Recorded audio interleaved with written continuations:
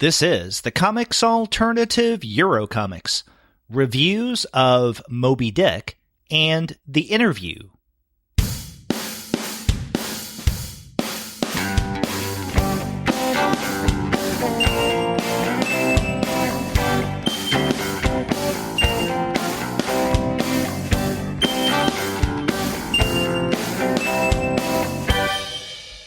Hello and welcome to another episode of the Comics Alternative Eurocomics. I'm Derek. And I'm Edward, and we're two guys with advanced degrees who love talking about comics. That's right. And on this month's episode, Edward and I are going to look at two relatively recent publications. We're going to begin with Christophe Chabouté's adaptation of Herman Melville's Moby Dick. And then after that, we're going to look at the latest translation from Melville, The Interview. But before we get into that conversation, we want to let all of you know that this episode of the Comics Alternative Eurocomics is brought to you by the incredibly wonderful folks at Discount Comic Book Service. Go to their website, dcbservice.com, for all of your comics pre-ordering needs. There, you're going to find all DC, Marvel, Image, and Dark Horse titles at 40% off of the cover price if you pre-order. For all of the other publishers, you'll find that those discounts can be 20 to 35% off of the cover price, and every single month you're going to find some incredible specials. Sometimes those specials could be as much as 45% off of the cover price. Sometimes it could be 50% off, but every now and again you can find discounts that are more impressive than that. That's right. Right now you can get both books that we'll be talking about this week at DCBS. Manuel Fiore's The Interview is only $16.24. That's a savings of 35% off the cover price. And it's a really nice hardcover, just like Chabouté's Moby Dick. It's a terrific hardcover for only $14.99. That's 40% off cover price. That's right. You know, you can't find better discounts on these books and many, many others than at Discount Comic Book Service. We use them, and you should as well. So go to dcbservice.com. They'll take care of all of your comics pre-ordering needs. And after you do get your titles there, please be sure to send them an email and tell them that Edward and Derek sent you. So, Edward, how have things been going for you? Oh, well. My latest prose translation, the novel by a Lebanese author called Moving the Palace, was in the Sunday. Got a nice review in the Sunday New York Times Sunday Book Review a couple weeks ago. So that's good. Congratulations! Yeah, and in fact, we always talk about you and your noted work in terms of comics translations.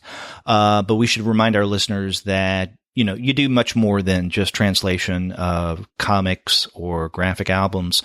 You do prose works, non-visual narrative as well.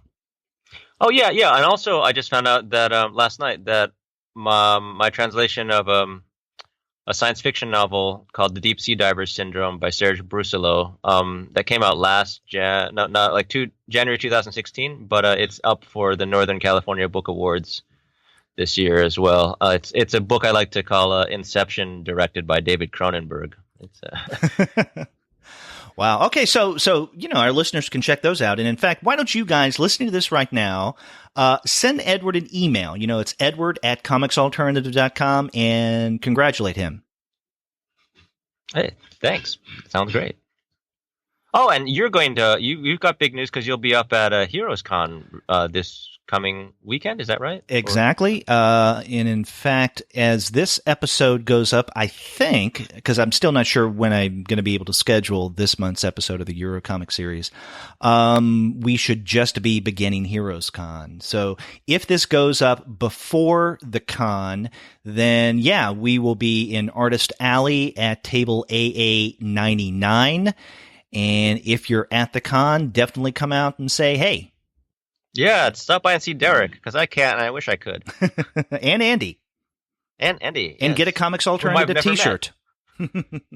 Oh, those look great, by the way. Thanks. I got mine in the mail. I was going to send you a pic or post it on Facebook. Yeah, you can still do that. Spread the love. Yeah.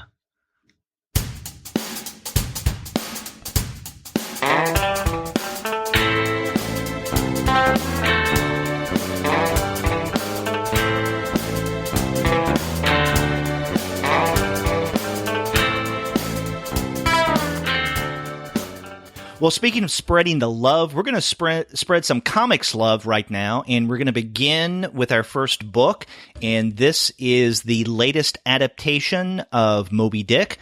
Of course, everyone knows that was written originally by Herman Melville, and the translation, or the comics adaptation, is by Christophe Chabouté.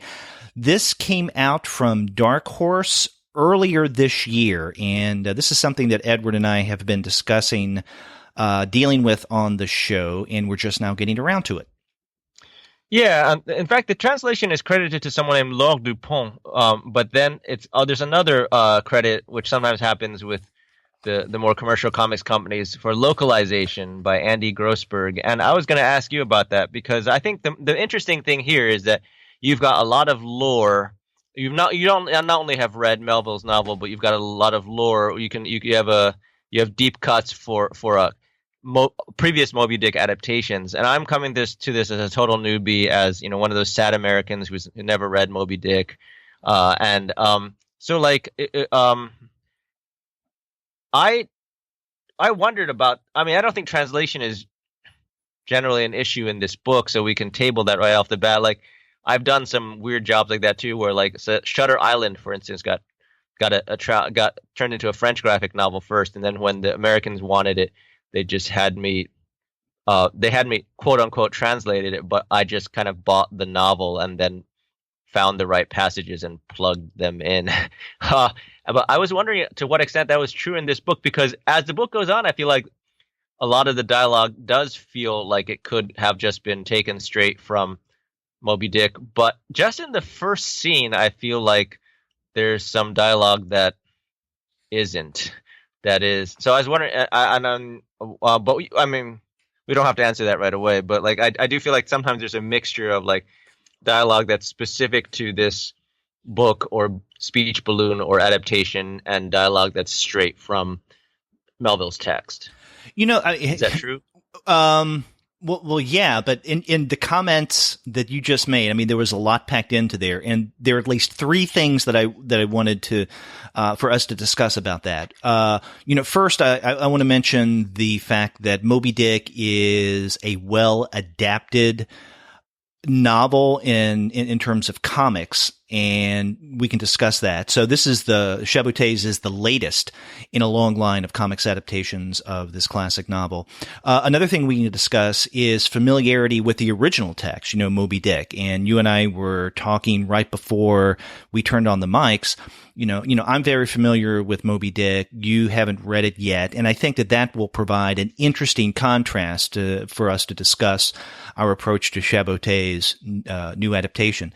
And then the other thing that you'd mentioned that I want us to discuss is the fact that the book, or Chabouté's adaptation, is different in that there are times where he does attempt to represent the language of the original, but at other times he takes a few liberties. And I think it's with the latter option that this book stands out quite a bit different from other comics adaptations. Now, I don't want to go into too much detail about the history of adapting into comics form Moby Dick. But if you do want to find out more detail about that, I would think that the best place to go is to check out the work of a comic scholar, one of the original comic scholars, actually, M. Thomas Inge. And he has written quite extensively about comics and adaptation, but specifically he has written on adaptation as it applies to Melville and then Moby Dick in particular. He had an essay that came. Oh, wow! Yeah, he had an essay that came out in 2011, so it's not the most up to date, but it's still really thorough about a collection about the various adaptations, and he even lists all the adaptations up to that point, and not just in English. So I think if you check out the scholarship of N. Thomas Inge, you'll get, more than you would expect in terms of the history of adapting Moby Dick and then Melville in a larger sense. But, this is something. That's a great resource. Yeah. Thank you. Oh, yeah. Definitely turn to him for a variety of pop culture topics, I think, but especially comics and adaptation. In fact, the work that I've done in terms of Edgar Allan Poe and Mark Twain and adaptation basically springs from his foundational scholarship. And in everything that I've published, I've always said, a tip of the pen here or tip of the keyboard to Inge for all of the foundational work that he's done. But for those familiar with Moby Dick in terms of American comics, and unless there's something I'm not aware of, the very first adaptation of Moby Dick occurred back in the Golden Age in 1946 from Classic Comics. Now, Classic Comics, for those who aren't aware, was actually Classics Illustrated before it became Classics Illustrated. But the first several issues of what later became Classics Illustrated was called Classic Comics. And issue number 5 in 1946 was an adaptation of Moby Dick. Dell had a series called Four Color, and its issue 717 in 1956 was an adaptation of Moby Dick. Marvel Comics adapted Moby Dick at least twice, one in 1976 with its single-issue Marvel Classic Comics, and then a number of years later in 2008 with its Marvel Illustrated series, and I think this was a 6-issue miniseries, its Marvel Illustrated Moby Dick adaptation. But then there are others. Classics Illustrated in the early 1980s went through and did brand new graphic novel adaptations, not comic book adaptations, of some of the books that they had previously adapted. Moby Dick was one of those. That came out in 1980. There was a book in 2011 that is by Matt Kish, Moby Dick in Pictures, one drawing for every page. Now, right, from Tin House. Yeah. Now, that may or may not be considered a comic or a graphic novel, depending on your definition, but it's an interesting experiment. And then, of course, the great Will Eisner adapted Moby Dick in the 1990s. But there are others as well, but I just wanted to mention a smattering of some of these. But the most recent adaptation of Moby Dick is by Christophe Chabouté. It's the one that we're discussing now. So now you told me that this is kind of a different experience for you because you haven't read the original Melville text. So let me ask you, Edward, in reading Chabouté's adaptation. So I should also add that I've not read any previous comics adaptations of Moby Dick. Oh, okay. So nor seen any movies, either the Gregory Peck version with the screenplay by Ray Bradbury. Haven't seen that either. Wow, even better. So you're a complete Moby Dick virgin. Yeah, I mean, all I know is the trickle down from culture, but no, really very few specifics. Okay, yeah. So let me ask you: given what you've just said, were there parts of your experience in reading Chabouté's book that you felt a little lost? Honestly, no. I was wondering what you would signal out, and if you pick out something, I might actually have a reaction, but I don't have. I think the only thing was sometimes keeping track of people because they weren't named, and to be honest, like there are certain faces that look kind of similar here. For me, like everyone kind of has the same bug eyes, the same angry bug eyes. Yeah. And so like sometimes like I don't think Fadala got named until way late, even though he's one of the more distinctive faces. So like, but I mean, I do think that like I have some inkling of certain episodes. Like I know that Queequeg goes to sleep in a coffin and then wakes up, or not. Like people think he's dead and then he comes out, and I feel like maybe some of the.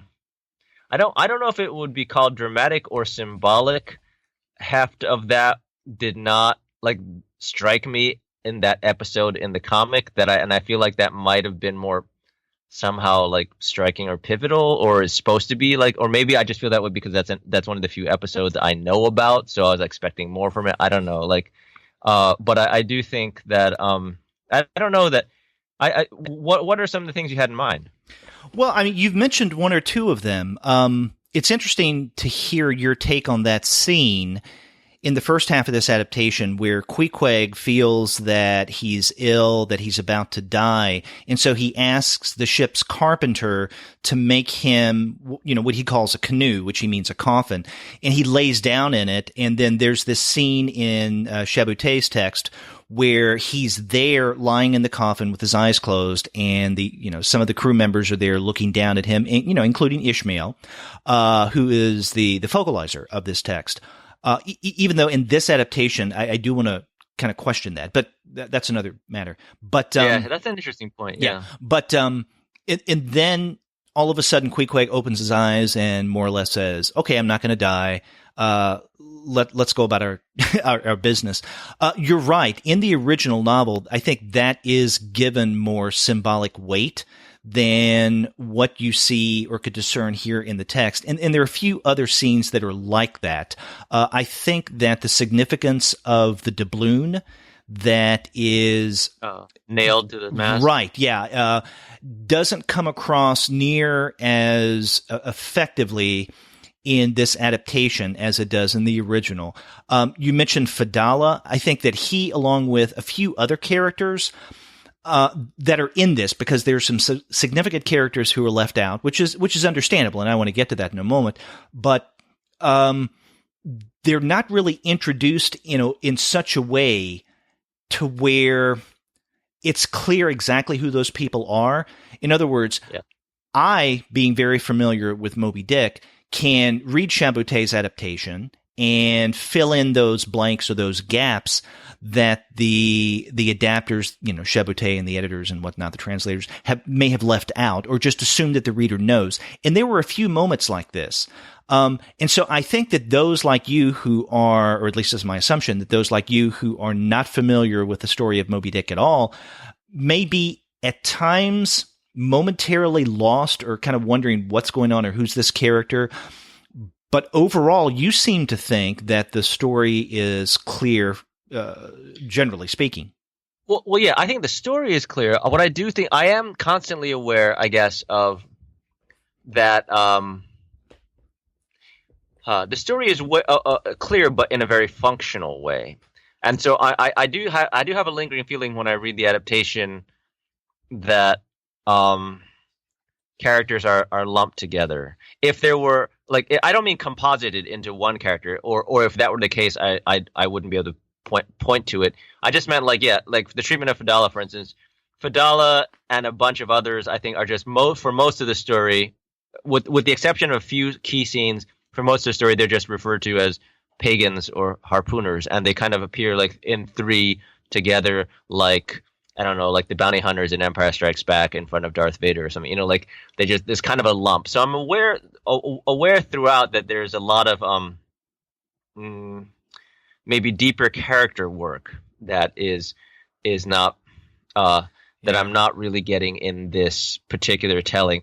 What I am getting instead is a lot of fairly cinematic, like Melville's novel is reputed to have huge, long descriptions of the just sort of physical process work of of the whale, right? And we get that in kind of much fairly cinematic and engaging silent sequences. In fact, I think a lot of the power of this book, I really feel like this book is generally much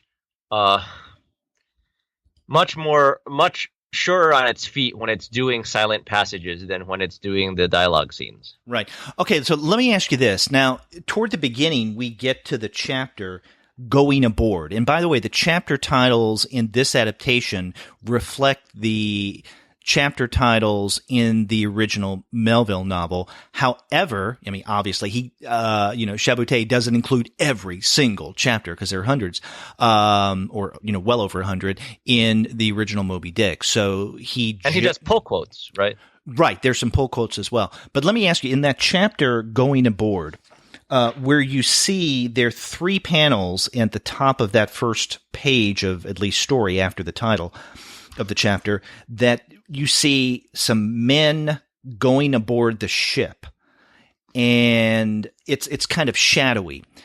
Did you get later on that was not only Ahab, but also Fedallah and the others around Fedallah that are boarding that ship? I'm just trying to find the page. We don't have page number, unfortunately. Yeah, unfortunately. It's the one it's called Going Aboard. So is it before or after the ship and the prophet? This is right after the prophet. Right after the prophet. Okay, right after, on the very front page. There's because they're completely in silhouette. Right, and it does have kind of a foggy look to it. Now, the reason I ask this is because in reading the original novel, and I don't want to play the game of, it doesn't reflect what the original did, therefore it's not a very good adaptation. Sure, yeah. That's not where I'm at all. But in reading the original, you don't know who those characters are boarding the ship, and it does have a foggy, mysterious feel to it, and that's the way that Melville describes this scene. Or at least through the eyes of someone like an Ishmael. But you learn later that the mysterious figures that are going aboard the ship, very early in the morning, is Ahab and Fedallah and the others, because Fedallah and the others, in essence, kind of stow away, and they're hidden. And on the first chase of the whale, when they see their first whale, when Ahab comes on deck with Fedallah and the others who are his crew in the whaleboat, it comes as a complete surprise to everyone, to his first mate Starbuck, to his second and third mates Stubbs and Flask, and everybody's astounded. Like, who the hell are these people? And then Ishmael figures out in one form or another, these are the mysterious figures that we saw from a distance entering the boat, because it had a spooky feel in the beginning of the chapter Going Aboard.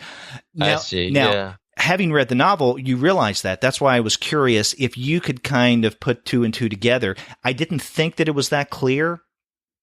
No, I didn't. But, I think the other thing that's missing in that equation, as you outline it, is Ishmael's belated realization. And what I mean by that is that we're in Ishmael's POV. I do feel like, as you pointed out earlier, Ishmael's POV is not something particularly strong to this adaptation. I don't feel like I'm being told the story by Ishmael very much in any way. I feel like, if anything, I'm sort of more like an objective observer of selected episodes. Mm-hmm.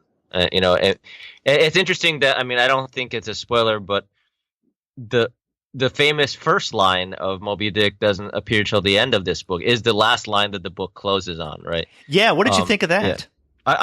I thought it was kind of a clever touch, actually, and here's another little thing I noticed is that there's one panel where it's when him and Queequeg sign on, he and Queequeg sign on, and Queequeg draws the little fish, but above it is Ismael in the French spelling, because I guess they couldn't redraw that part, yeah. So it's sneaked into the book. But I thought it was kind of clever, because it was like, this is when his story, like, I don't know. I really feel like if you take away the observer element of Ishmael, then you realize that his character doesn't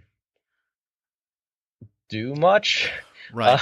And so, like, since the book focuses mostly on action and characters who do or say things, then he's not in it much of the time.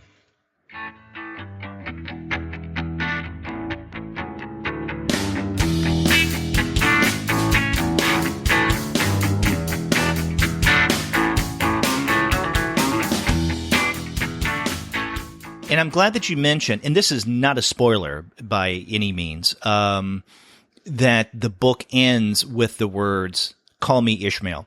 Now, for those who know the classic novel, or even if you've never read it, you probably heard that it begins with those words, "Call me Ishmael." And so when I first got a copy of this book and saw that it ended with those words, I was wondering, why do that? It is quite striking, a move in terms of this adaptation. Why would Chabouté do this? The best reason I can come up with is that he didn't want to stick with Ishmael as the narrative's focalizer. In other words, you were talking about his point of view, his perspective. We get everything from the the experiences and what he hears from Ishmael.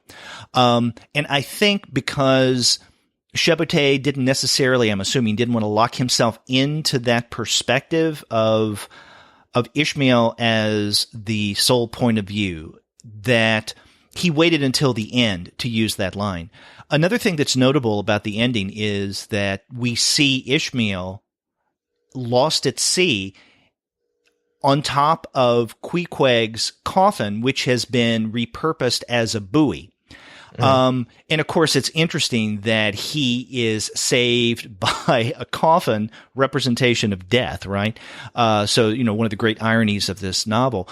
But another thing you do not get at the ending of this is that Ishmael is actually saved, because at the end of the original Moby Dick, and again, I mean, this is a classic, so I don't consider it a spoiler, Ishmael, I mean, he survives because he survives to tell the tale. He tells us at the very beginning, call me Ishmael, and in essence, I'm going to tell you what happened to me in my experience. So he survives, but how does he survive?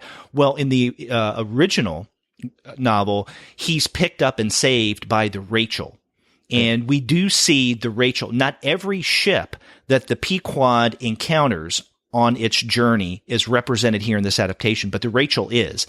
And I'm a little surprised that that Chabouté didn't show Ishmael rescued by the Rachel, because I thought that is symbolically significant, not, especially in the original, but it could be even more impactful here. Because if you remember, the Rachel, the captain has lost his son, because they're looking for one of the whaleboats that they cannot account for. And his son, the captain's son, was in it. And they're asking for, the help of Ahab, to help me for just 24 hours and help me search for my lost son in his boat, so I'll know for certain that he's lost. And Ahab doesn't do it. And so with Rachel searching for the lost child, eventually it finds a lost child, but it's just not the captain's son. It's Ishmael. So it's interesting that he chose that Chabouté chose that last line, or the first line of the original, as the last line in this adaptation. And I just assumed it's because he didn't want to restrict himself to the point of view of Ishmael. Yeah, I guess for me, the only kind of emotional effect it had as a reader was just that, like, by the end of the book, I've finally been through something, and so has the character. I guess, like, when I said it was clever, it was like it wasn't just clever because I took something from the beginning and I moved it to the end, but like it was more like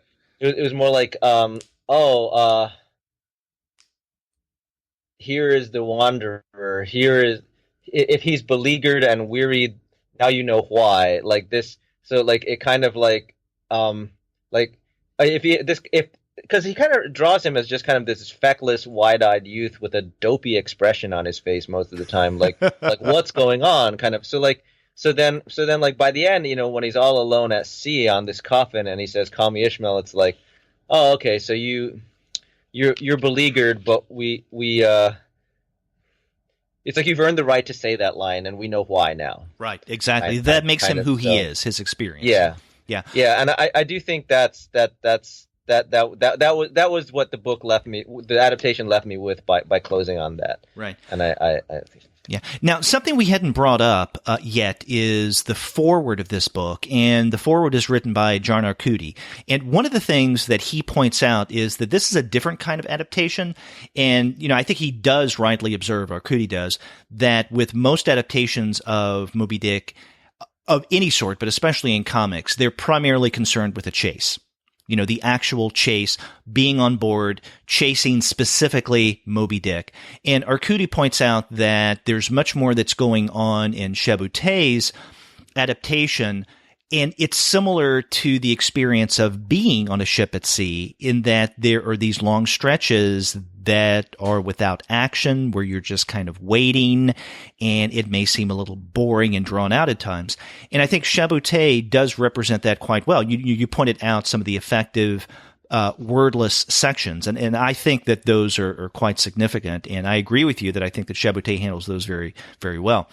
When I read Arcudi's foreword, I anticipated that there would be more, I guess, of Melville's philosophical musings in this adaptation than in all of the others, because those are almost always cut out.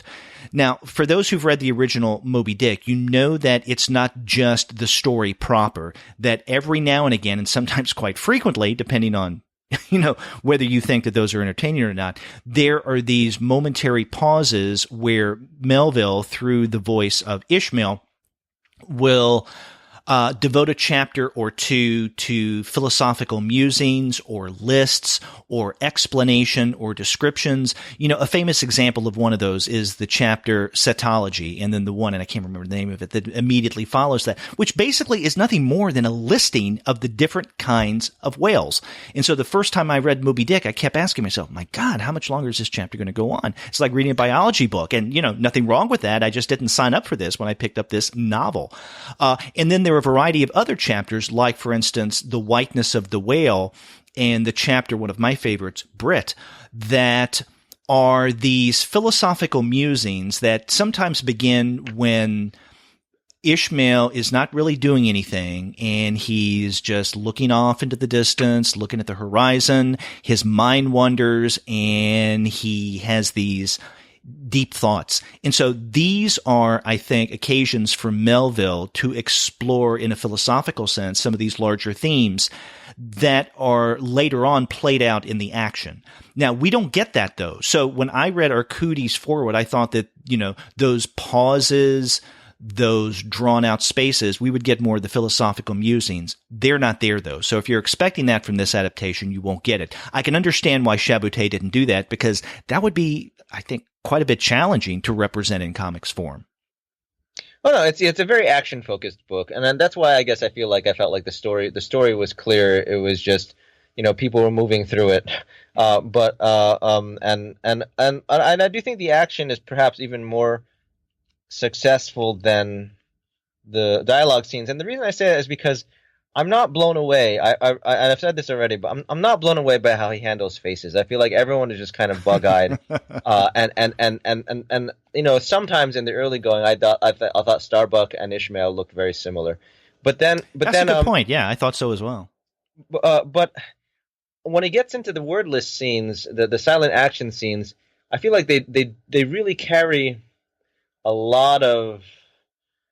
They're a very immediate way of drawing you into process, and the process is the everyday life of the people on this boat. But he's able to do a lot more because he's able to use silhouettes. He's able to deploy the full effect of his black and white in a way that the talking head scenes don't allow him to. The talking head scenes kind of, especially when the background drops out, it kind of makes forces you to look at his not so great faces. But then when he has the full human figure to play with, then and the backgrounds to play with, then the black and white, his really high contrast black and white becomes a lot more striking. He can use the silhouette work, the work with steam and water and just natural elements. It all becomes like the two of the standout sequences for me are actually rendering the whale fat in some kind of oven or something. Right, or I don't really know what's going on it, but it looks like a factory, and I was surprised. Right, like the Tri-Works, yeah. Yeah, I was surprised that was on the boat. I was surprised too to find out there was a forge on the boat where Ahab could go down and get a harpoon forged for him. I didn't know that was on a whaler. And also the scene where even though it has some dialogue, the scene where Ahab's harpoon gets lit up by the lightning. These were fairly striking moments, I thought, and I mean, I think he's I guess because I think it's a very distinctive look, his black and white, but I don't think it renders everything equally well, or that it's equally suited to all the different moods that a given story can contain. The sequence that you pointed out.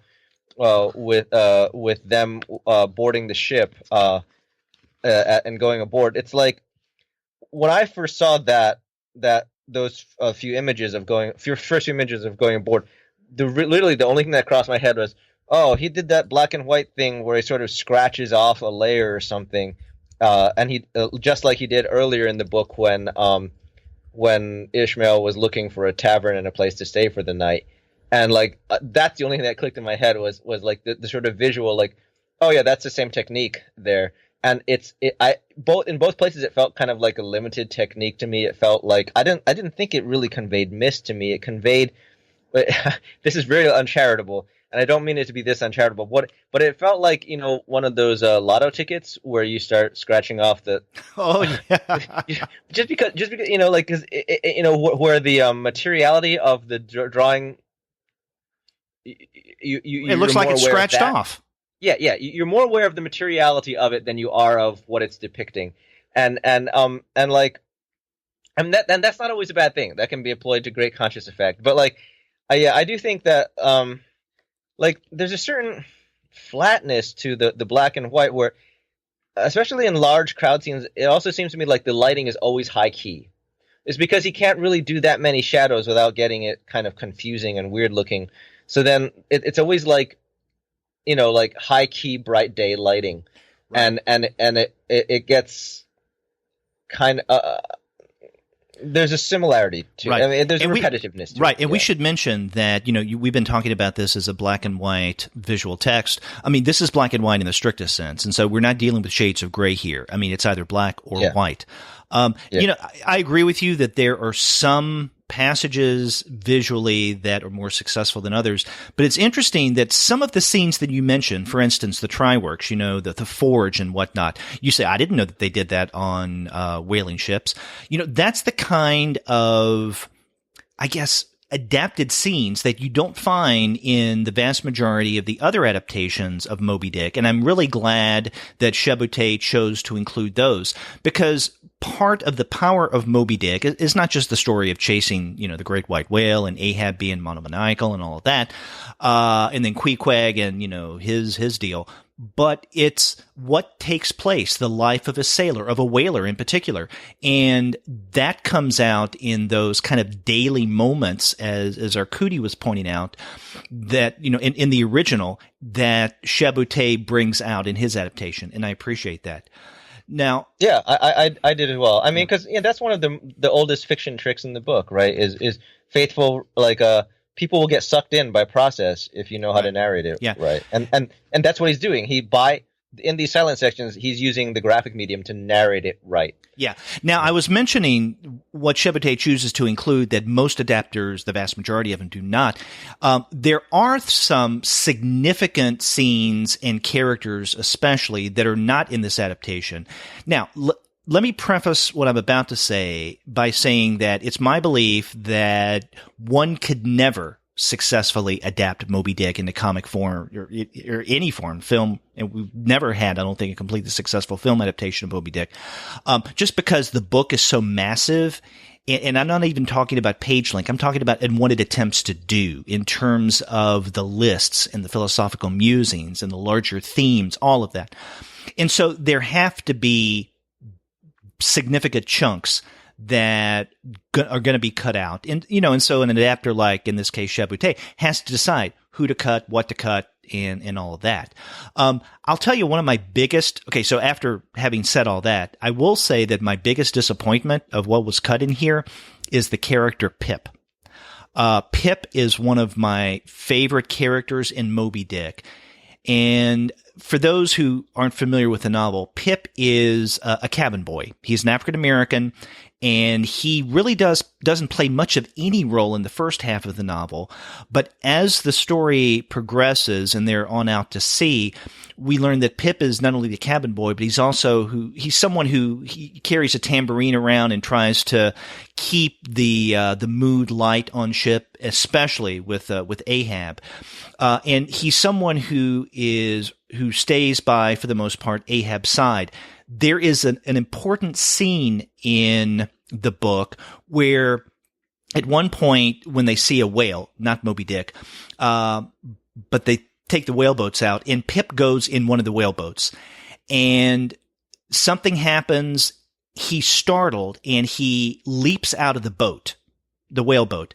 Now, the whaleboat and the two others that I think there were a total of maybe 3 out, they're chasing the whale. They're a ways from the Pequod, the main ship. And so for a while, Pip is left in the vastness of the ocean by himself. And that scene is described, I mean, it really hits you on a gut level, the way that Melville represents the experience that Pip was going through. Now, he's eventually rescued, but he's never the same. That experience of being in the vastness, being lost momentarily in the vastness of the ocean, affects him. And you could say it drives him crazy because he's not the same. The only He's got PTSD. It could be that. I mean, that would be a rational explanation. He can't even talk clearly because anytime he says anything, it's gibberish.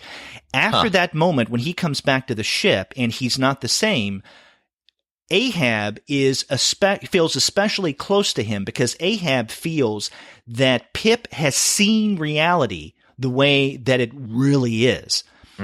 Which is rather and also Ahab associates him with what the whale may represent. And so then after that experience, Ahab holds Pip close to his side. And there's a very famous scene later in the novel when, and I think it's Stubb who is witnessing this from a distance. It's at night and he can see the doubloon that is nailed to the mainmast, or the quartermast. And he notices several people going up to the doubloon and looking at it, and each person who sees it seems to interpret it in a different way. So, for instance, I think Stubb, who loves his cigars, goes up to it and sees, I can buy so many cigars with this. Queequeg goes up to the doubloon and he looks at the markings of the doubloon. He looks at his arm with the tattoos. He looks back at the markings on the doubloon. He looks at his tattoos, and his response is basically something like, whatever it means, the markings this on the doubloon on him. They're indecipherable, but it means something to Queequeg. And so each person has a different interpretation. The very last person witnessed going up to the doubloon that evening is Pip. And he says, if I remember correctly, it's been a while since I last read it, I see, you see, we see, they see. And he is just saying that over and over again. And Stubb thinks that he's reciting his grammar. But that's not what he's doing. I mean, Pip is at this point lost his mind. He's looking at that doubloon and everything it represents. I mean, it's quite symbolically powerful in the novel, and I come back to it again. I don't think you get that here in this adaptation. But Pip is looking at this, and he sees, you could say, gibberish, or when he says something like, I see, you see, what does he see? Is there anything that he sees? Is there any meaning to this doubloon? Is there any meaning to the chasing of this great white whale in what Moby Dick may represent? To me, that's an effective scene and a very effective character that Chabouté unfortunately had to choose to leave out. I don't blame him. Again, there's only so much you can do. If you're going to adapt Moby Dick more faithfully, it is going to have to be a very long project. Yeah. I wouldn't call this, on the basis of this book, of this adaptation, I wouldn't call this adaptation really big on character. I do think the character of Ahab manages to surface from it because he gets the most interactions and varied kinds of interactions with different people, so you get to see more sides of him. So he comes across feeling a little more fully fledged. But if there's a single relationship that in the book that surfaces for me, it's Ahab and Starbuck. Mm-hmm. I mean, I think that's the only relationship that I really come away from this adaptation feeling like I know I have a handle on, and it's mainly because of the tense scene, Ahab and Starbuck in the cabin, but also like he gives them a little goodbye scene too when Ahab goes down into the boat. So like, do I know that much about Starbuck? Like, not as much as I know about Ahab, but they're the relationship that I think is most clearly sketched, at least for me here. Yeah, I think you're right. I was talking about some of the things that Chabouté chose to leave out, or at least to touch on lightly. One of the things that he doesn't touch on lightly at all is the tense, problematic relationship between Ahab and Starbuck, and I'm glad that you pointed that out. I mentioned a second ago that, there's a problem in adapting Moby Dick that, the more faithful you are, the more laborious the process is going to be. And, it's really labor prohibitive to be as faithful as one would want to be with Moby Dick. And I think it's for this reason, and I'm just speculating here, that the artist Evan Dom, are you familiar with Evan Dom? No. He is known primarily for, or at least from my experience, through his webcomics, Rice Boy and Vatu, an incredible artist. He has done something recently with Moby Dick. It was a Kickstarter campaign. In fact, I should be getting my copy fairly soon. And he didn't adapt it, unfortunately, but what he chose to do was to illustrate a brand new edition of Moby Dick, because it's in the public domain. Anyone could publish and I guess profit off of a publication of Moby Dick. But what Dom did was he did a lot of research in terms of whales, in terms of the whaling industries, characters at the time, dress, and all that. And he came out with a brand new edition with a lot of new illustrations. So it's not a comics adaptation, but it is illustration heavy. And my assumption is that Dom, as moved by Moby Dick as he was, at the same time realized he couldn't really adapt it effectively in comics form. And he chose to go the route of an illustrated text instead of an adaptation. So I can't wait to see what the finished product looks like. But yeah, that's coming out this year. Cool. Yeah. I was just surfing the Rice Boy site, and it looks neat. I'll have to check them out. Yeah. I think that this is one of the most striking adaptations of Moby Dick that I've seen, and there have been a lot. There are things that are left out, but I think overall, I would call this a really engaging adaptation. I don't want to say successful, because different people define successful adaptations in different ways, but I would say for me, it was quite engaging. Yeah, and it's funny. There are other Moby Dicks, French adaptations of Moby Dick that have yet to be released in English, and it remains I would say fairly widely read there. Oddly enough, I feel like in France, Moby Dick. Yeah, well, yeah, and another. I think there's kind of an affection for the beats and for Twain, Melville, London. London, it's like really, yeah. London's really huge. In fact, Chabouté adapted to build a fire into a award-winning graphic novel, but and recently there was just a new set of brand new retranslations of London. There's a certain subset of the French reading public that just hasn't tired of classical adventure yarns, and Stevenson is also quite popular there. Sometimes I feel more popular than even in the English language these days. But it's weird. They have a life there, and it's good to see new mediums breathing new life into different mediums breathing new life into these. Mm-hmm. We should also point out that Christophe Chabouté this is, I think, his first English translation. Is that correct?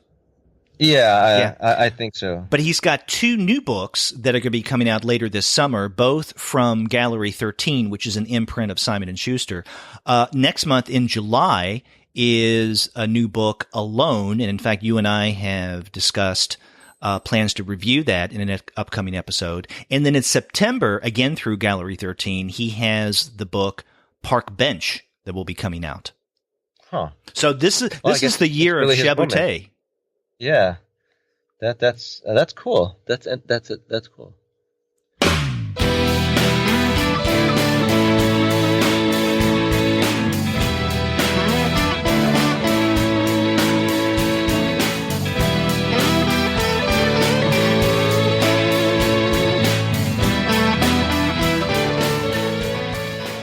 So, are we ready to move on to the second title we're going to be discussing for this month? Absolutely. Manuel Fior's The Interview, translated by our friend Jamie Richards, whom we interviewed last year. Yeah, that's right. In fact, that was the very first episode of the Comics Alternative you were on, where I talked with both you and Jamie, and we were talking about the art of adaptation. This book came out back in April from Fantagraphics, and this is the second book that Fantagraphics has had translated and then put out by Fior. The first one was, 5,000 kilometers per second? His Angoulême Prize winner. Yes. And in fact, Gwen and I reviewed that on an episode last spring, or back in spring of last year. So this is the second Fior book that we're discussing on the Comics Alternative. And this time around, we thought it most appropriate to discuss this on the Euro Comics episode because Fior is an Italian cartoonist. That's right. Yes. Yeah. Now, this is one of the things that struck me about the interview is it's very different from 5,000 kilometers per second. Definitely, which I have not read. Yeah. Okay. So definitely in terms of the art style, 5,000 kilometers per second was in watercolor, and this is a black and white graphic album. So it's different in that way. It's also a very different kind of story, whereas 5,000 kilometers per second was more or less a realistic narrative that dealt with relationships. The interview, while dealing with relationships, is fantastical in a variety of different ways. It's also futuristic.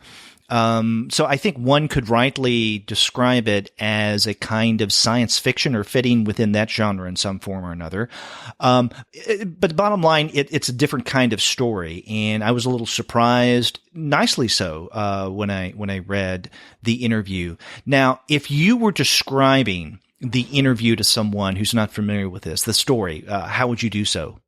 The story. Well, yeah. I don't think you should read this book for this story if you can help it. I mean, the story, I guess, is there's. The basic story is one of sort of middle. Midlife. Were you going to say midlife crisis? Heartbreak. Or midlife? Well, I wouldn't. Not really. I don't feel like it's that. Maybe it's midlife crisis, but like. Midlife heartbreak, I guess, but but I guess for me, well, I guess what I was asking is, the basic premise of this, because so what we have here with the interview, the protagonist is Raniero, and he is, as you pointed out, middle-aged. He's a psychologist, and when we see him at the very beginning, he's driving somewhere at night. He sees. He sees something up in the sky and has an accident in the car, and he's not sure what he sees. We learn soon after that he is in the process of breaking up with his wife, or his wife, Nadia, is going to move out on him. And then around the same time, as a psychologist, he begins seeing a young woman by the name of Dora. And Dora has been sent there to see Raniero as a psychologist by her parents. They're not able to make sense of her. She's just recently joined an organization called the New Convention that believes in, I guess, in essence, free love, right? Of having multiple partners. Polyamory, right? Polyamory. And her parents can't really understand that, which I found kind of weird because this takes place in a future time, and you would think, in a future time, there would be more understanding of polyamory, but, go figure. So it's 2048 to be specific. Yeah. Italy 2048. Yeah. So he sees Dora and a relationship begins to form, but then Raniero realizes that Dora has some experience that he has in terms of whatever he saw that night when he had the car crash. Maybe a UFO, maybe an alien of some sort. And I think, so that is the premise that basically propels this narrative. Yeah, no, that's a great description. I mean, I think if you're looking for speculative elements, the three basic ones are, there's, the aliens, there's telepathy, and there's this sort of near future setting. I mean, 2048 is the year they give for most of the book. However, because there's an epilogue that takes place a bit later, but what the book feels like is more like one of those gentle 5 minutes, 5 years, a gentle push into the future. Like there's no, it doesn't have to be exactly 30 years out. It could be 20, it could be 40. And I think there's a very oblique approach in the book to both the futuristic scene setting and to the speculative elements, and that pushes a lot of my buttons. I really really like it when books and or movies do that. I am often willing to look way past story or plot for just moments and mood when stories are like this, when stories achieve this level of sort of obliquity and sustained mood. So I don't like. There's a popular film pop culture writer online who calls himself Film Crit Hulk because he used to write in all caps, and he generally approaches things with this a critique that is story based, and not just like narrative based. Are the characters working? Are the scenes working? But then one time he wrote an article where he took a step back and he realized that why is it that so many people come away with good feelings from movies that are when those feelings are not really justified by the story working. And he's like, well, because there's this other thing called affect, right? And maybe there's even like more theoretical versions of his same argument, but like affect can account for a lot of how we feel about a story, even when the actual mechanics are not as clear or as well thought out as they should be. Mm-hmm. And I think that's true of the interview. Like, I don't think you're going to be very satisfied if you read it and you want to nail down, did this happen? Did this not happen? Why did these people do this? Why did these people not do that? Why did this happen instead of this? I think you're, but if you can approach it as a series of moments with a lot of really just achingly gorgeously presented, I find the art here is just really, really amazing in its and also ability in black to and white. Convey emotion. Yeah, black and white, but as you pointed out for Moby Dick, unlike Moby Dick's very black or white, this is almost all shades of. Well, this runs a whole spectrum. There's a lot of shades of gray, right? And I'm not sophisticated enough to really identify. It doesn't look like ink wash, but it could be charcoals or some sort of smudging right. going on. Like it doesn't look quite even enough for ink wash. But he also couples it with this other thing. Like on the back page, he has an acknowledgement. Special thanks to someone named Analyses Vernjoul. And he credits the quote-unquote special effects in this book to her. And so I wondered what that was, so I went to her website, and she does these kind of geometric models out of paper. And so I'm guessing that what she did contribute to this book are the aliens, because the aliens often show up as sort of assortments of assemblages of triangular shapes in different shades. And they look very striking, even though they're also in black and white. They look strikingly different from the rest. They look almost like photoshopped in or pasted in, like not in a bad way, but like they're made to stand out very, very much from the world as we know it, the world of humanity as it's depicted. They're meant to stand out and they do achieve that effect. They feel strange whenever they're shown, and that's not just because they have clean lines, because another thing this book is really kind of hung up on is decors. Raniero lives in this old modernist house that his father built, and it's very much of the sort of Le Corbusier, big windows, big corners, mid-century modern kind of look. And later on, for the epilogue, he Fior consciously steals Louis Kahn's big Parliament building in Chandigarh, or like government building in Chandigarh, India, and he uses that as a setting. So he's someone who clearly loves modernist / brutalist architecture, and it suffuses through the book. But that stuff is still clearly presented as, even though it's clean lines and spruce and hard angles, it's humans, whereas the aliens just look different. Right. Yeah, and you're right to point out that if one is looking for clear, discernible narrative in this book, then they may be a little frustrated. And in fact, you underscored the significance of affect, and also there's a lot in this book that is quite subtle that you could relatively easily overlook if you weren't careful. And one example of that is, I did say that this book is, could be defined as futuristic to some degree. I don't know about you, Edward, but it didn't occur to me that the events taking place in this story are actually during a future time until we get to, and I guess it's around page 27. So this is after Raniero has had his accident and he's getting ready to go to bed with his wife, Nadia. And you can tell, and I love the way that Fior shows the two of them going to bed. You can definitely see the tension and the fact that the two of them have grown apart as each is getting ready to go to bed.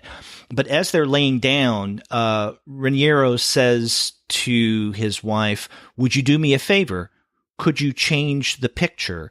And so Nadia reaches above them because there's a painting, or what seems to be a painting, behind them at the head of the bed. She taps it, and it goes from kind of an abstract expressionist painting to something that looks more impressionistic. And she says, "You really don't care." And he says, "Thanks." And I thought, what? She tapped the picture and it changed? Well, because in the future, they have, drawings or paintings where you can do that. And so that was the first moment in this narrative that I realized, oh, this is taking place in the future. And I appreciated those subtle touches to where, in terms of the futuristic elements or the fact that, there seem to be alien visitations, Fior doesn't use that in, I think, in an overt hit you over the head kind of way, but he just introduces that or sometimes hints at it and then goes from there. And so in that way, I do think that it requires more engagement from the reader than most stories. Well, yeah, I mean, like I like into a William Gibson effect, or if you've ever seen the movie is it Code 46 with Samantha Morton and it's a Michael Winterbottom movie, but it's a movie that also it's set in an unspecified near future, and so what he does is he cobbles together these cityscapes that are like a subway station from one city and a public plaza from another city, but he kind of by cutting them together he makes a cohesive, credible future city out of it, and so like but like I guess yeah, I also think that was the first thing that truly tipped me off to it being the future. But I like that almost immediately after the painting scene, there's this in the next scene you get someone ask Raniero, why don't you just use his colleague, his annoying colleague that he puts up, but his friends is more or less friends with. He asks him, why don't you just use a teledriven car? And so then that actually, like, I mean, it's another clue that there's lots of other future stuff going on that people just take in stride because it's part of their daily world. So it's a much more naturalistic way of presenting it. But also it throws you back to previous conversations that you might not have understood. Like, because right after he has the car accident, he gets, he borrows a car from a friend named Franco, who, and there's this discussion about how he still has a gas BMW, and it's said as if it were a thing. And you're like, why is that a thing? Like, why was that? And then you realize later on, because the teledriven car, the line of dialogue dropped in sends you back to like putting the world together. So I do like, and like I said, I'm really a sucker for that kind of really oblique world building, a way that just sort of like it both eases you in, but also makes you feel like you're part of this world because you take in stride. You have to do some figuring out, which engages you, but people are taking it. People are not like dumping exposition on you. They're taking things in stride. Yeah. But yeah, I think that's definitely true. And I think another way, I mean, there's a lot of sort of, I wouldn't say holes, but like there's deliberate, the obliqueness extends not only to the world building, but to the the way the narrative is told, I think there are deliberate there are maybe scenes that you might expect to get that you don't get, the scenes that might like provide more connective tissue, because instead you get sort of kind of sometimes before and after scenes. So then it kind of forces you to put together like, oh, well, why might this person have done this or made this decision? And I think the biggest example of that is how the book ends with Dora and Raniero seemingly like okay after Raniero has spent the book wrestling with whether he should let himself have a relationship with Dora and how much he cares about her. His very young patient. He the ends seemingly with them like reconciled and together at the start of an idyllic relationship on a beach, and then it goes to this epilogue, and the epilogue is actually entitled "The Interview." Right. Yeah. In fact, it's significant to point out that this is the only chapter, if we want to call it that. You've called it an epilogue a couple of times. I mean, I guess it's an epilogue, but this is because it's so much shorter. It's not only so much shorter. It's the only instance in this book where there is division in the story. I mean, there's no other chapter before this. I mean, there's scene changes throughout, but this is the only part of the book where a part of the narrative is given a title of some sort. So, whether you call it and it jumps chapter it jumps pretty much the whole lifetime of Dora, right? Yeah, because she's an old lady. But I find it significant that the title of this book is the same as the title of this last part, whether you call it a chapter or an epilogue. So what that does is that gives the final part of this narrative added weight because it bears the same title as the book as a whole. Yeah, no, absolutely, and it forces you to do more figuring out again, because like even though in this final chapter, Dora kind of narrates a lot of her memories telepathically to a class of young students, so you do get sort of these flashbacks that kind of give a little bit of closure to or even development to straggling storylines. You don't what you're missing again is like 40 years, right? Yeah. Like 40 years or more of what exactly happened, and so you're really forced to do some imaginative work that I have to say cannot be precisely pinned down, but I find the invitation very alluring. I don't actually think I want to write a story of what happened. Like, right, I'm figure not trying it out. To concretize it. Right. Yeah, I'm not trying to figure out like a puzzle. Explicate it. Yeah, it's more that I'm drawn in by it. Because let's pause for a second, because you've said for a while a lot of things that we need to maybe touch upon in one form or another for clarity. And you mentioned Raniero's friend Walter. I think he's important, and you're right. He's not the most likable character in a variety of different ways and reasons. I find him interesting in that I found him more than anything. His character functioned as a foil, right? So we get to see the best defining features of the protagonist Raniero in contrast to his friend Walter. And so I think that's one of the reasons why Walter is there quite prominently throughout this entire narrative. Another thing you mentioned, though, is the unclarity or the ambiguity in trying to, and maybe the futility of trying to figure out what happens at certain moments, and especially, I think, in terms of character motivation. To me, this became more clearly the case with someone that you mentioned a little while ago, and that is Franco. Now, we first see Franco right after Raniero's accident when he's home and he's talking to his wife, and there's another guy there in the house, and it's Franco, and we learn that Franco is a friend who's loaned him a car. Raniero comes up a few other times. Now, I don't want to give away any spoilers here, so I won't reveal what Franco appears to do in the story, and you learn this toward the end especially. But I have to say, I'm still scratching my head as for the motivation. Why did Franco do what he did, apparently do what he did? It's never explained. I'm okay with that because I don't necessarily think that it has to be. But I just bring that up as an example of what you were mentioning a moment ago, Edward, and that is there are parts of this story that Fior leaves, perhaps intentionally, unexplained, unclear, sketchy.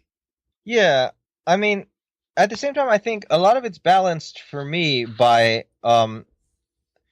the sustained emotional mood, and I think that's due a lot to the art. And because I really feel like just mastery of expressivity here is it's really key, and all done in gray tones. I mean, I think his faces, for instance, are fairly varied. I mean, everyone has pretty big pupils, but other than that, um, like I find it really strange. Like when I look at the cover, which features Dora prominently in this star spangled dress that she wears, I don't think of her as pretty by any conventional standard, or even by a cartoon standard. Like her nose is like really huge and her eyes are really huge, but not in a manga way. Like She it's looks not like an alien. Exactly. And yet throughout the book, she can be extremely alluring. And it's not just the way her character is presented. It's Fiore's like ability to conceive her from different angles with equal expertise. Like I do think like there are times when she turns and faces Raniero, and she's really beautiful, really just really gorgeous, and I mean, pictorially gorgeous, and I think almost all the characters are very very well distinguished visually. Like Dora has a friend with like really huge glasses, and Rosella, they wear yeah. like these and this kind of almost Mondrian bikini ensemble, and like there are a lot of I think the characters are well distinguished, and the landscapes are very haunting. And then there's this often there's use of narration over sort of dreamscapes or mentalscapes or memories, and that all works. And also I have to say the love scene. I found the love scene around the middle of the book between Dora and Raniero one of the more original presentations of love scenes. Like which is funny because it's very much an absence, right? Like we get a lot of pure black panels in that, and yet I found it really worked for me. I mean, like it's weirdly coy and modest and old fashioned, especially considering the book is mostly about extremely progressive sexual politics, and yet it's really I thought it really worked. Right. And I'm glad that you mentioned that, and for this reason. And I don't know if I'm making too much of this, but that meeting between Raniero and Dora, and this is what, I don't know, what in my notes I've called the consummation section, when they finally sleep together. And you're right. It's not shown because we have a series of panels that are nothing but complete black. Okay. So darkness. Yeah. Occasional this is speech right, balloons. But, right. Right. This is in the middle of the book, almost the exact middle of the book. So it's at this point that things change. So the way I'm looking at the interview, at least in the narrative sense, is the first half of the book, literally the first half, kind of leads up to this scene of consummation. And then it's after this scene that things are propelled in a different direction, or at least in a manner that gives the book its ultimate ending, right? Which is nonetheless ambiguous. But I think that from the moment that they sleep together there, where you have that series of black blank panels, things are very different. And I also see some, and maybe I'm making too much out of this as well, significance in those scenes when they're together and we don't see them making love, but we see just blackness. That in many ways is not dissimilar, to use a Melvillian double negative, rather appropriate for this episode, from the ambiguity that Fiore bakes into certain scenes and characters. You don't know.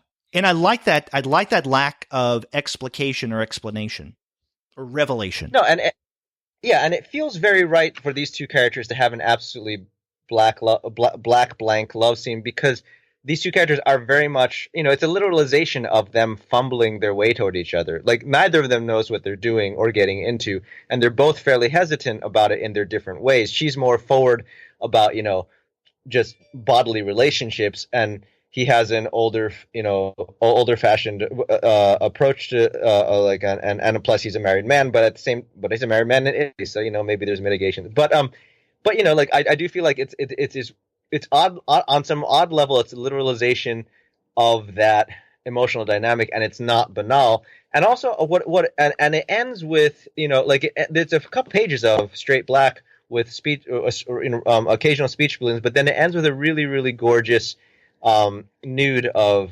Dora and looking very sort of young, innocent, and hopeful, and then and she's getting out of bed and leaving him there sleeping. But like what that actually reminded me of is Chris Marker's La Jetée, where you get still image, still image, still image, and then you just get that one brief, gorgeous shot of like the woman waking up, and it's the only shot of motion in the otherwise still, and it's sort of the same sort of you're deprived of motion. Here you're just deprived of sight, and then what you do get though is the compass, because she's come to his house one rainy night, and then she's looking around and he doesn't know what to do with her there, and she picks up a compass and she asks him what it is. The drawing or architectural compass, not the kind that tells you north from south. Yeah.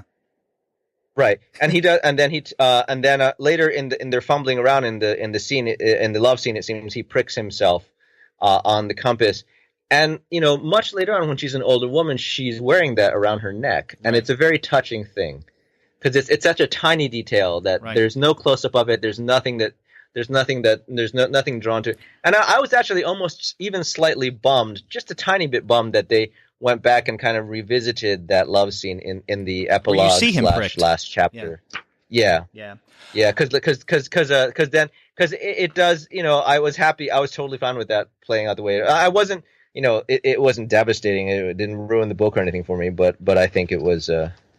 Well, I think you put your finger on the interview quite effectively by underscoring mood and the number of times that you pointed out that what the book does in terms of its tone, its mood, and I think that's where the interview's strength is, along with the art and Fjore's beautiful illustrations. Yeah, I mean he does. I mean, in terms of the middle age aspect, he does sort of. His marriage is on the rocks, but we're not really sure why, other than that they've grown apart, and his wife is going to take an apartment in town to be, to live separately.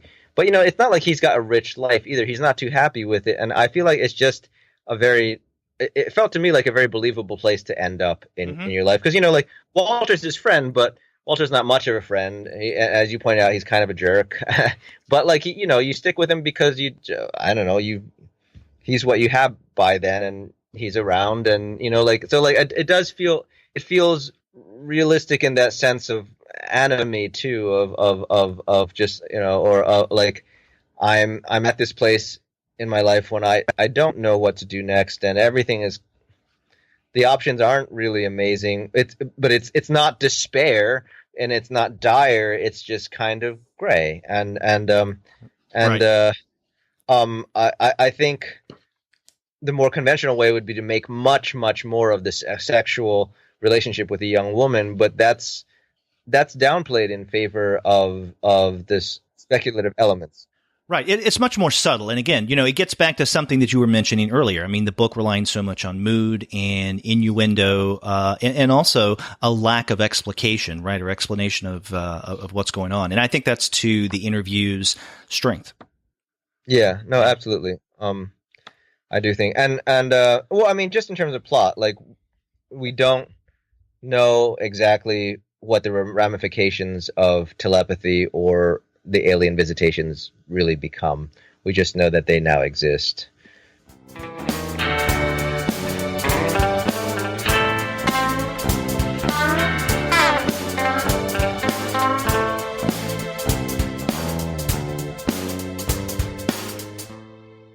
So there you go, the two books that Edward and I discussed for the month of June. First, Christophe Chabouté's adaptation of Moby Dick.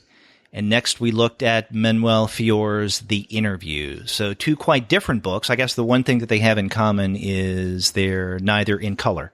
Yep. Yeah. And if you want to find great books like this, then you would do well to check out the website of our sponsor, Discount Comic Book Service. As Edward pointed out at the top of the show, you can find both Moby Dick and the interview at significant discounts. So make sure you find those at dcbservice.com. And after you do get your books there, get in touch with us and let us know what you're going to be reading. If you go to our website, comicsalternative.com, you'll find that you can leave us a voice message online via SpeakPipe. Or you can call us the old-fashioned way by picking up the phone and dialing 4153-COMICS. That's 415-326-6427. Or drop me an email at edward@comicsalternative.com, or write us at two guys at comicsalternative.com. Yes, or you can contact me at derek@comicsalternative.com. You can find us all over social media, such as on Twitter, Facebook, Tumblr, Instagram, Google+, Goodreads, Pinterest, and YouTube.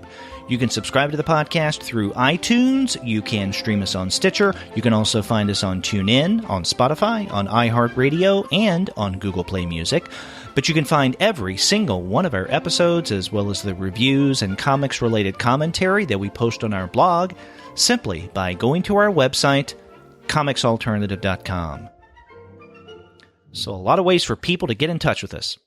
Yeah, we'd love to hear from you. Yeah, we do. And we will be back next month with more European albums. Until then, I'm Derek. I'm Edward. Stay safe.